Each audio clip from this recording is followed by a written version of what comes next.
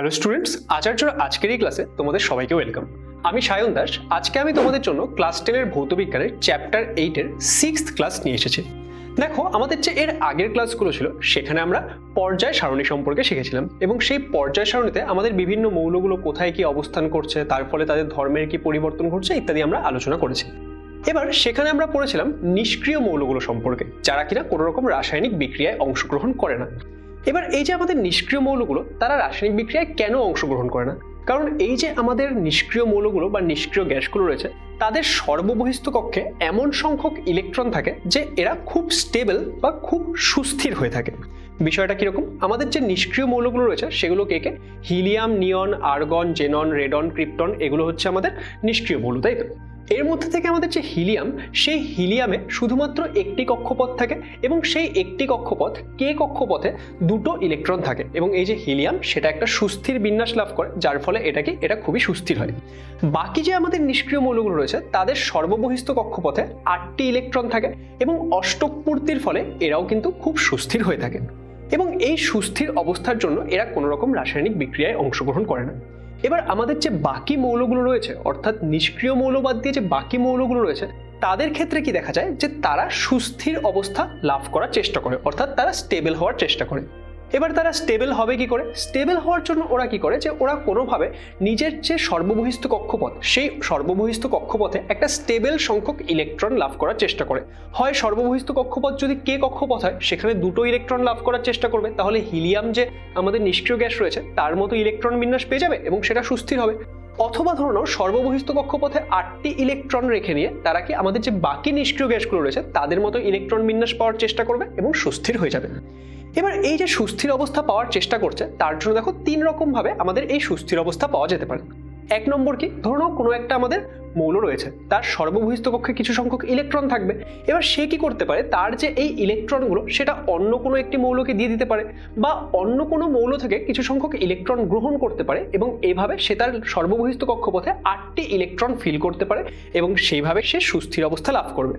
অথবা ধরে নাও আরেকটা কিভাবে এটা করা যেতে পারে, আরেকটা উপায় হলো যে আমাদের কোনো একটি মৌল আসলো, এবার তার সর্ববহিস্থ কক্ষপথে কিছু সংখ্যক ইলেকট্রন রয়েছে, এবার সে কি করবে, আরো কোনো একটি মৌলের যে সর্ববহিস্থ কক্ষে ইলেকট্রনগুলো রয়েছে তার সঙ্গে জোড় তৈরি করবে। ধরে নাও কোনো একটি মৌলের একটি ইলেকট্রন এবং অন্য কোনো একটি মৌলের আরো একটি ইলেকট্রন, তারা কি করবে, তারা একসঙ্গে একটি জোট তৈরি করবে এবং এই যে জোটটি তৈরি হবে সেটাকে উভয়েই সমানভাবে ব্যবহার করবে এবং এই সমানভাবে ব্যবহার করার মাধ্যমে তারা কি করবে, নিজেদের যে অষ্টক পূর্তি সেটা করার চেষ্টা করবে। তাহলে এইভাবেও সুস্থির অবস্থা লাভ করা যেতে পারে। আরেকটা কি কেস হতে পারে, ধরুন আমাদের দুটো মৌল আসলো, তারা নিজের থেকে একটা ইলেকট্রন দিয়ে নিয়ে একটা জোড় তৈরি করলো, কিন্তু সেই জোড়টি দুজনের সমানভাবে ব্যবহার না করে জাস্ট একজন ব্যবহার করছে এবং এইভাবেও কিন্তু তারা এই ক্ষেত্রে সুস্থিতি লাভ করতে পারে।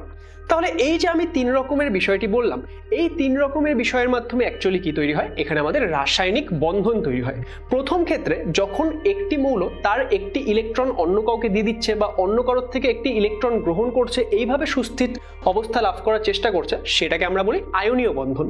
তারপর ধরো যখন কিনা ইলেকট্রন জোটটিকে দুজনের সমানভাবে ব্যবহার করলো, তখন সেটাকে আমরা কি বলি, সেটাকে আমরা বলি সমযোজী বন্ধন। এবং যখন কিনা ইলেকট্রন জোড়কে যে কোনো একজন ব্যবহার করছে, অন্যজনকে ব্যবহার করতে দিচ্ছে না, সেটাকে আমরা কি বলি, সেটাকে আমরা বলি অসমযোজী বন্ধন। তার মধ্যে থেকে আমাদের ক্লাসে আমরা কি নিয়ে আলোচনা করব, আমরা আয়নীয় বন্ধন এবং আমাদের যে সমযোজী বন্ধন রয়েছে এগুলো নিয়ে আলোচনা করব। এবং এই যে আমাদের বিভিন্ন বন্ধনগুলো হচ্ছে তাদের আমরা কি বলবো বললাম, তাদের আমরা বলবো হচ্ছে কেমিক্যাল বন্ডিং বা আমাদের রাসায়নিক বন্ধন। এবার এই যে রাসায়নিক বন্ধন বিষয়টি হচ্ছে, তার যদি আমাদের সংজ্ঞা জিজ্ঞেস করে তাহলে আমরা কি বলবো? রাসায়নিক বন্ধনের সংজ্ঞা যদি আমাদের জিজ্ঞেস করে তখন আমরা বলবো যোজ্যতা কক্ষে ইলেকট্রন গ্রহণ অথবা যোজ্যতা কক্ষ থেকে ইলেকট্রন বর্জন অথবা যোজ্যতা কক্ষে ইলেকট্রন জোড় গঠনের মাধ্যমে রাসায়নিক বিক্রিয়ায় অংশগ্রহণকারী পরমাণুগুলির সর্বশেষ কক্ষে নিকটতম নোবেল গ্যাস বা নিষ্ক্রিয় গ্যাসের ইলেকট্রন বিন্যাস অর্জনের ফলে সৃষ্ট আকর্ষণ বলকে রাসায়নিক বন্ধন বলা হয়। তাহলে এখানে আমরা কি বুঝলাম? এখানে আমরা রাসায়নিক বন্ধন সম্পর্কে বুঝলাম। তাহলে রাসায়নিক বন্ধনে কি হচ্ছে, যে আমাদের যে মৌলগুলো তারা নিকটতম নিষ্ক্রিয় গ্যাসের মতো যে ইলেকট্রন বিন্যাস সেটা লাভ করার চেষ্টা করছে, এবং সেই ইলেকট্রন বিন্যাস লাভ করার চেষ্টায় তারা কি করছে, যে ইলেকট্রন আদান প্রদান ঘটাচ্ছে বা ইলেকট্রন জোড় গঠন করছে, এবং এর ফলে তাদের মধ্যে একটা আকর্ষণ বলের সৃষ্টি হচ্ছে, যার মাধ্যমে আমাদের যে এই মৌলগুলো তারা পরস্পর সংযুক্ত অবস্থায় থাকছে। এবং এই যে একসঙ্গে থাকছে এর জন্য যে আকর্ষণ বলটা প্রয়োজন হচ্ছে সেটাকে আমরা কি বলছি? সেটাকে আমরা বলছি রাসায়নিক বন্ধন, তাই তো? তাহলে আমাদের পরবর্তী ক্লাসে আমরা এই যে বিভিন্ন রকমের রাসায়নিক বন্ধন হয়, যেমন আমাদের আয়নীয় বন্ধন, সমযোজী বন্ধন, এগুলো কি হয়, এগুলোর ক্ষেত্রে কি কি ধর্ম দেখা যায় ইত্যাদি বিভিন্ন বিষয় নিয়ে আলোচনা করব। তাহলে তোমাদের সঙ্গে দেখা হবে আচার্যর পরবর্তী ক্লাসে। ততক্ষণ অবধি পড়তে থাকো, জানতে থাকো।